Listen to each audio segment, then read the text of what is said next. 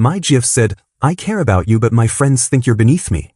I need someone who fits into my world, not someone I have to make excuses for. So I left her while I rebuilt myself from scratch. What she did next? 18 months with Vanessa felt like living in two different worlds that were slowly drifting apart. I'm Tyler, 28, and I work as a park ranger for Washington State Parks, which means I spend my days maintaining trails, educating visitors about wildlife, and occasionally rescuing hikers who thought flip-flops were appropriate footwear for mountain terrain. Vanessa, 26, is a corporate strategy consultant at one of those downtown Seattle firms where everyone wears suits that cost more than my monthly rent and discusses market disruption over $18 cocktails. When we met at a mutual friend's barbecue, she seemed genuinely fascinated by my stories about encounters with black bears and my passion for environmental conservation, but somewhere along the way, that fascination curdled into something that felt uncomfortably close to embarrassment. 3 months ago, I moved into her upscale Capitol Hill apartment, a decision that made financial sense since my Fremont studio was barely large enough for my hiking gear, but living there made me acutely aware of the gap between our worlds. Her apartment building had a doorman who knew the names of imported cheeses better than I knew my neighbors, and her friends from work and her MBA program had this particular way of asking about my outdoor hobby that made it clear they viewed my career as something I'd eventually outgrow once I got serious about life. Tyler works with nature, Vanessa would say at her work events, the pause before nature, loaded with an apology she thought I couldn't hear. Her friend Madison was particularly skilled at these subtle cuts, asking me things like, have you ever thought about transitioning into environmental consulting? You know, something more scalable, while looking at my thrift store button-down like it was evidence of moral failing. I started noticing how Vanessa would suddenly develop mysterious headaches when her colleagues suggested drinks after work, or how she'd mention that I was busy with ranger stuff when invitations to gallery openings or wine tastings came up. The most telling moment came when her firm's quarterly celebration was scheduled for the same weekend as my favorite annual camping trip, and instead of asking me to skip it, she seemed relieved when I mentioned my plans first.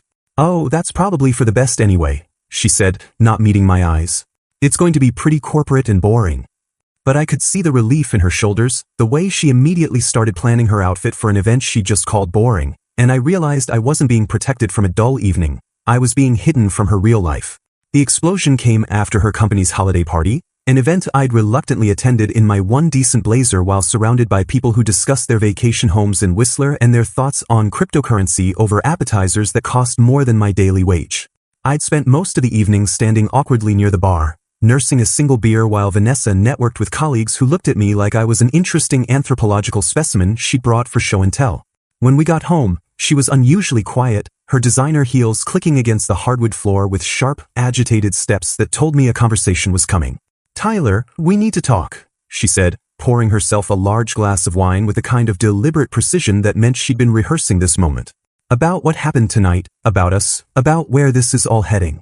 I sat down on her expensive couch, the one I was always afraid to put my feet on, and waited for whatever bomb she'd been holding back. I care about you, I really do, but I can't keep doing this, she began, her voice carrying that controlled tone she used in client presentations. My friends think they think you're beneath me, Tyler. Madison flat out told me I'm dating a dead-end guy who's going to hold me back from my potential, and honestly, I'm starting to see her point. The words hit like cold water, but what stung more was the relief in her voice, like she was finally exhaling after holding her breath for months. I'm tired of making excuses for your job, for your clothes, for why you don't care about the things that matter in my world, she continued, pacing now. Fine dining isn't pretentious, it's networking. Gallery openings aren't boring, they're culture. And I can't build a future with someone I have to constantly defend to people whose opinions actually matter for my career. I watched her gesturing with her wine glass, this woman I thought I knew, and realized she'd been editing herself around me just as much as I'd been shrinking around her friends. So what are you saying exactly? I asked, though I already knew. I'm saying you need to level up, Tyler. Get serious about your career, learn to fit into my world, or we should probably end this because I can't keep pretending that love conquers all when my professional reputation is on the line. She looked at me expectantly, like she was offering me a generous opportunity to transform myself into someone worthy of her time, and in that moment, I understood exactly how little she'd ever actually seen me. I stood up from her couch and walked to the bedroom without saying a word. Behind me, I could hear Vanessa calling my name with increasing urgency, probably expecting tears or bargaining or promises to change, but I felt strangely calm as I pulled my duffel bag from the closet and started folding my clothes with methodical precision. Tyler, what are you doing? We're having a conversation here, she said from the doorway, watching me pack my hiking boots and the flannel shirts she'd always hated. No, you just told me exactly how you feel, I replied, rolling up my sleeping bag and securing it with practiced efficiency. If I'm not good enough as I am, then we want fundamentally different things from life, and there's nothing left to discuss.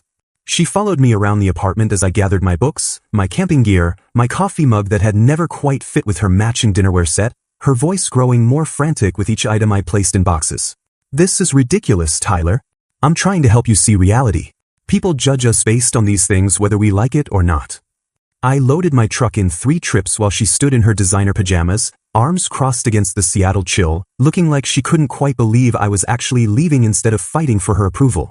You'll regret this, she called out as I secured the last box. You're throwing away something real because your pride is hurt. I paused with my hand on the truck door, looking back at her standing in the doorway of a life I'd never quite belonged to anyway. Vanessa, if you have to change everything about someone to love them, you don't actually love them at all, I said. You love an idea of what they could become for you. As I drove back to my old neighborhood in Fremont, windows down despite the cold, I felt something I hadn't experienced in months, relief. For the first time since moving in with her, I could breathe without worrying about being enough.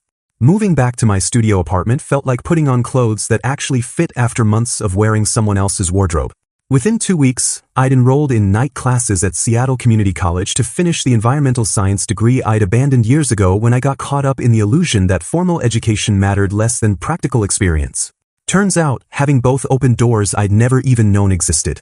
My evenings became a rhythm of classes, studying, and rediscovering parts of myself I'd forgotten while trying to fit into Vanessa's world. I joined the Cascade Hiking Club on a whim, thinking I needed to meet people who didn't see my weekend mountain adventures as charming but impractical hobbies. And that's where I met Emma, a wildlife photographer whose Instagram was filled with images that made my amateur nature shots look like tourist snapshots. You really know these trails, she said after I'd led a group to a hidden waterfall most locals didn't even know existed. Have you ever thought about leading tours professionally? The idea hadn't occurred to me, but within a month, I was running weekend wilderness experiences for small groups, sharing everything I'd learned about Pacific Northwest ecosystems while getting paid to do what I'd always done for free. Emma suggested I start a blog to promote the tours, and what began as simple trip reports somehow evolved into detailed pieces about conservation challenges, wildlife behavior, and the intersection of outdoor recreation and environmental stewardship. I called it Trail Thoughts. And to my surprise, it started gaining traction among outdoor enthusiasts and environmental groups who actually valued knowledge over pedigree. My writing caught the attention of several local conservation organizations, and I began volunteering with groups focused on habitat restoration and environmental education, discovering a community of scientists, activists, and educators who saw my ranger experience as expertise rather than a limitation. For the first time in years, I was surrounded by people who got excited about the same things that excited me, who understood why spending a weekend removing invasive species was more fulfilling than any networking event could ever be. My social media transformed from apologetic posts about simple pleasures to confident content about environmental issues, trail maintenance projects, and conservation successes that attracted a growing following of people who shared my values. 6 months after leaving Vanessa's apartment, I was writing freelance articles for outdoor magazines, leading tours that booked weeks in advance, and finishing my degree with a GPA that surprised even me. More importantly, I'd found my tribe, people who measured success not by salary or status symbols, but by impact and authenticity. Through mutual friends and the unavoidable social media overlap that comes with any breakup, I started hearing about Vanessa's new relationship with Marcus, a fellow consultant at her firm who apparently checked every box on her perfect partner checklist. Ivy League MBA, family money, the kind of guy who wore expensive watches and talked about wine regions like he'd personally toured them all. On paper, he was everything she'd wanted me to become, and according to our friend Jake, her inner circle absolutely approved of the upgrade. Finally, someone who gets her world, Madison had apparently declared, as if dating within your professional sphere was some kind of evolutionary advancement. But Jake also mentioned, with the careful tone of someone sharing gossip they probably shouldn't, that Vanessa seemed different lately and more stressed, less genuinely happy despite having landed her ideal man. She keeps saying Marcus is perfect for her, but she looks exhausted every time I see them together, he told me over coffee. Like she's performing being happy instead of actually feeling it. I didn't ask for details, but Jake seemed determined to share them anyway, describing dates where Marcus spent more time on his phone than talking to her, treating their relationship like another business transaction that required managing rather than enjoying. Apparently, he had opinions about everything from her workout routine to her career trajectory, offering unsolicited advice about optimizing her performance in ways that made my old habit of forgetting to put my dishes in the dishwasher seem charmingly harmless.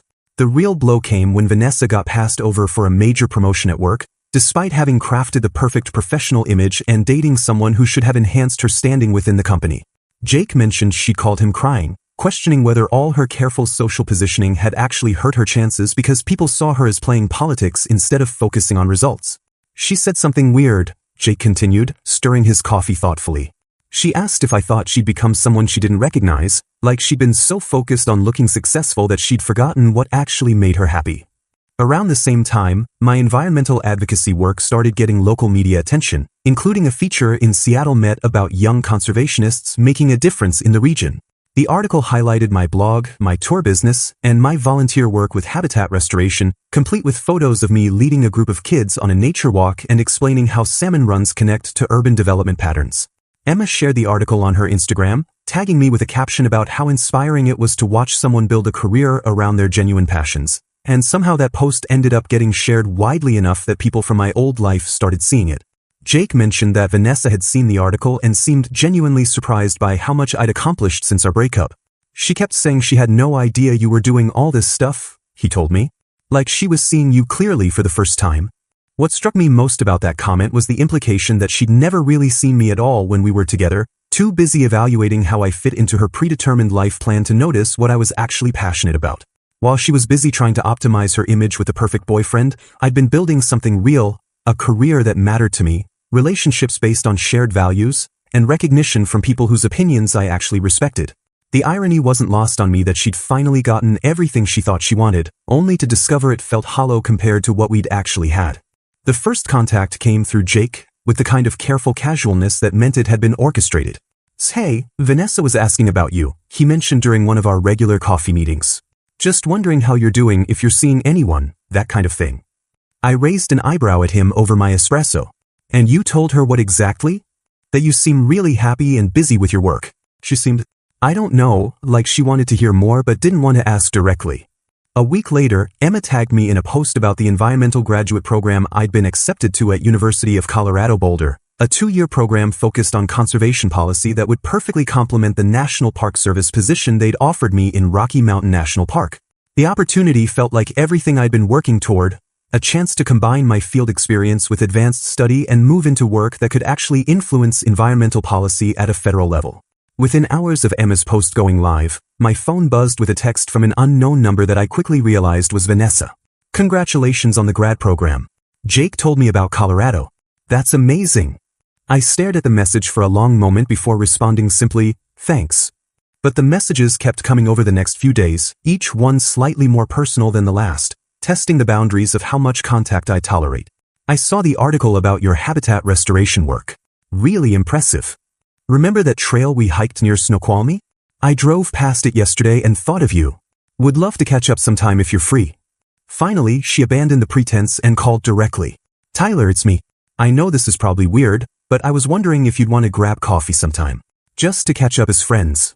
There was something in her voice I'd never heard before, uncertainty, almost desperation masked as casual interest. Against my better judgment, I agreed to meet her at a neutral cafe in Capitol Hill, curious more than anything about what she actually wanted. When I walked into the coffee shop, I barely recognized her. She looked polished as always but somehow diminished, like someone wearing a costume that no longer quite fit. "Tyler, you look great," she said, standing to hug me with an enthusiasm that felt forced. "Really great.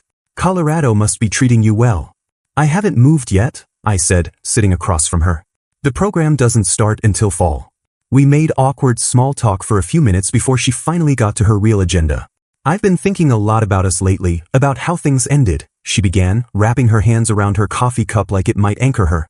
"I realize I might have been too focused on stupid, superficial stuff that doesn't actually matter."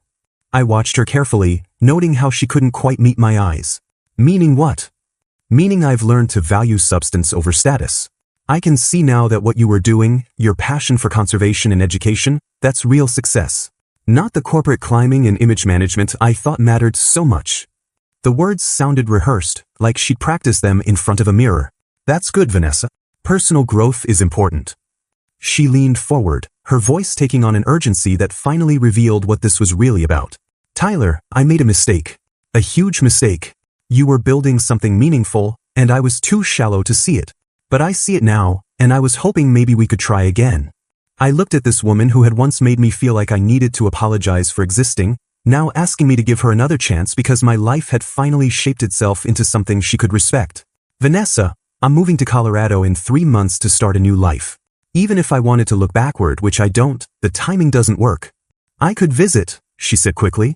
Or maybe I could look into consulting opportunities in Denver. I've been thinking about a change anyway. The desperation was naked now, and I felt a strange mix of sadness and vindication watching someone who had once held all the power in our relationship now scrambling for my attention. The final confrontation came at our mutual friend Lisa's wedding 6 weeks later, a beautiful outdoor ceremony in the San Juan Islands that reminded me why I'd fallen in love with the Pacific Northwest in the first place. I'd brought Sarah, the wildlife photographer turned environmental scientist I'd been seeing for the past 2 months, someone who shared my passion for conservation work and understood why I got excited about things like mycorrhizal networks and salmon habitat restoration. She was brilliant, funny, and had this way of asking questions about my research that showed she was genuinely interested rather than just being polite. When Vanessa spotted us during the cocktail hour, her face went through a series of expressions I recognized from our relationship: surprise, calculation, and finally a determined smile that meant she was about to make a play. "Tyler, I was hoping you'd be here," she said, approaching with a kind of confident stride that suggested she'd had a few drinks for courage. "And you must be Sarah. I'm Vanessa, Tyler's ex-girlfriend." Sarah shook her hand warmly, completely unfazed by the territorial marking. "Nice to meet you. Tyler's told me a lot about you." "All good things, I hope," Vanessa laughed, but her eyes were scanning Sarah like she was conducting a threat assessment. "Tyler's always been generous with his stories." During dinner, I could feel Vanessa watching us from across the room, observing how Sarah and I talked easily about everything from forest succession patterns to terrible hiking trail puns, how she laughed at my stories about teaching kids to identify bird calls, how we shared the kind of comfortable chemistry that comes from actually liking each other as people. When the dancing started, Vanessa made her move, approaching me at the bar while Sarah was catching up with Lisa. "Tyler, can we talk privately for a minute? There's something I need to say." We walked to a quiet corner of the reception venue, overlooking the water where ferries moved like floating cities between the islands. "I've been thinking about what you said at the coffee shop, about moving forward instead of looking backward," she began, her voice carrying that professional presentation tone again. "And I realized something important. I want you to know that I'm proud of you, of everything you've accomplished. I always knew you had this potential, Tyler. Maybe that's why I pushed you so hard back then." I stared at her, genuinely amazed by the revisionist history she was constructing in real time. "You think you pushed me towards success?" "Not in the best way, obviously. I was young and handled it terribly, but maybe on some level, I knew you needed to be challenged to reach your full potential. Look at everything you've achieved since we broke up, the graduate program, the Park Service job, all this recognition for your environmental work. Maybe I helped push you toward becoming the person you were meant to be." The sheer audacity of reframing her rejection as career coaching left me speechless for a moment. "Vanessa, you told me I was beneath your social status and that you were embarrassed to introduce me to your colleagues. I was trying to motivate you to aim higher," she said, doubling down on her narrative. "And it worked, didn't it? You're exactly the kind of successful, accomplished man I always knew you could be. We could be perfect together now." I looked at this woman who had once made me feel fundamentally inadequate, now trying to take credit for growth that had happened specifically because I'd escaped her influence. "You want to know what I learned after we broke up?" I said quietly. "I learned the difference between someone who loves who you are and someone who loves who they think you could become for their benefit. You never saw me, Vanessa. You saw a project, a fixer-upper boyfriend who might someday be worthy of your approval if he changed everything about himself." Her confident expression wavered. "That's not fair, Tyler. I cared about you. You cared about your image and how I fit into it. The work I'm doing now, the recognition I'm getting, all of that grew from the same passion for conservation that you dismissed as impractical. Nothing about me fundamentally changed except that I stopped trying to shrink myself to fit your expectations." Sarah appeared beside us then, slipping her hand into mine naturally.